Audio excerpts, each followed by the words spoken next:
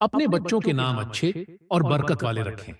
حدیث شریف میں محمد نام رکھنے کی بہت خوبی بیان کی گئی ہے، اور پورا نام لے کر آواز لگانا، صبح فجر سے پہلے اٹھنا، کیونکہ حدیث شریف میں اس کی بہت تاکید ہے۔ حضور صلی اللہ علیہ وسلم نے فرمایا کہ صبح کا سونا روزی سے محروم کرتا ہے۔ ایک دن حضرت فاطمہ رضی اللہ عنہا نماز پڑھ کر سو گئی تھیں۔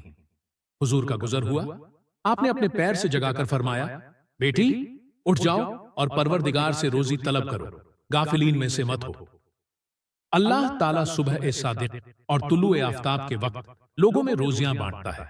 صبح نماز فجر کے لیے اٹھنا، گھر پر وضو کرنا اور سنت پڑھ کر مسجد جانا، قرآن مزید کی تلاوت کرنا، چاہے ایک ہی آیت ہو، شب جمعہ، جمعرات کی رات کو زیادہ سے زیادہ نماز پڑھنا، جمعہ کے دن حجامت بنوانا، ختنہ کروانا، ناخون کاٹنا، غسل کرنا، مسجد میں جھاڑو دینا، اور ہر مسلمان کو اللہ کی رضا کے لیے سلام کرنا، مسلمان کے سلام کا جواب دینا، اللہ کی رضا کے لیے اپنے گھر میں یا کسی دوسرے مسلمان کے گھر میں داخل ہوتے یا باہر آتے وقت یا کوئی کام شروع کرتے وقت بسم اللہ کہنا، یہ سب وسط رزق اور خیر و برکت کے انمول موتی ہیں جو مسلمانوں کے سوا کسی اور کو حاصل نہیں۔